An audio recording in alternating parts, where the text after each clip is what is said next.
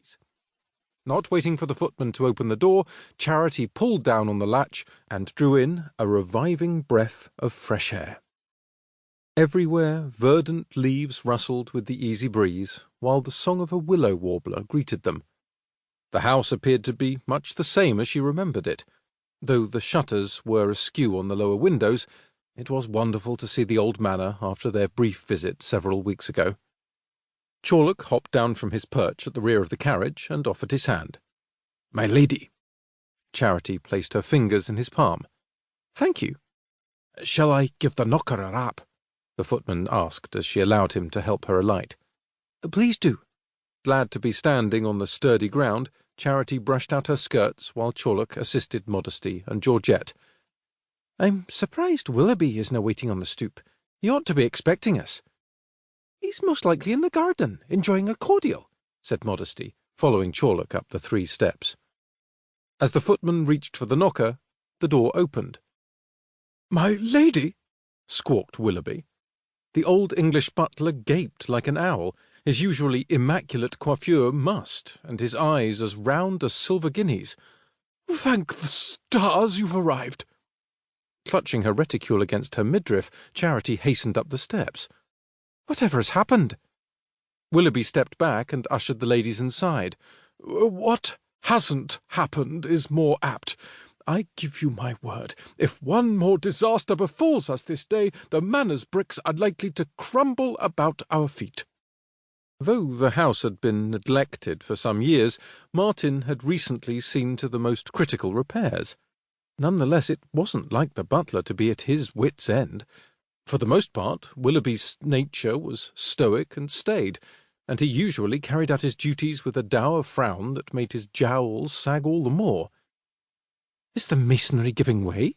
she asked. "Not that I know of."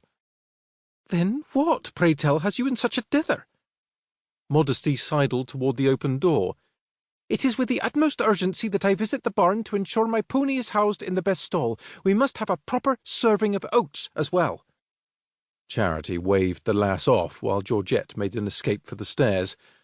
"I'll set to unpacking straight away, my lady." As Charity returned her attention to Willoughby, the butler raked his fingers through his thinning hair, making unruly spikes stand on end.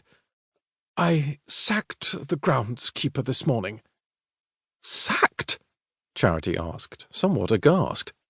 True, Willoughby was in charge of the male servants of the house, but the groundskeeper reported to the master of the manor, and at the moment she was fulfilling that role. "Whatever for?" "Imbibing in too much spirits. The man—" Willoughby clapped a hand over his mouth and shook his head. "I cannot say it." "Nay, the Duke has appointed me as the lady of this house. I may be a tad inexperienced, but His Grace felt that I would benefit immensely by taking on this responsibility. I insist you relay the entire story." She rolled her hand and offered an encouraging nod. "You mentioned he was inebriated." "More than once, and—" The butler checked over his shoulder and then leaned nearer. "This morning he was dancing on the lawn, wearing—" Charity asked, wondering why, since they were all alone, Willoughby was whispering. "Not a stitch of clothing." "Oh!"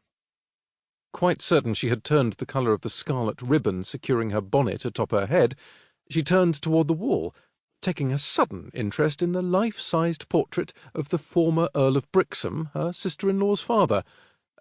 "Well, then," she managed, doing her best to project an air of calm, "I should thank you for sparing me from such an unsavoury task." "Yes, of course, my lady. But what am I to do with—" He gestured toward the closed doors of the front parlour with his thumb. "Them." "Them?"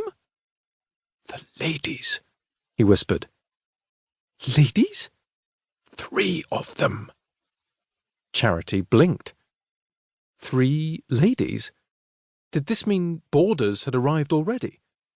She pulled Willoughby as far away from the parlour doors as possible and lowered her voice.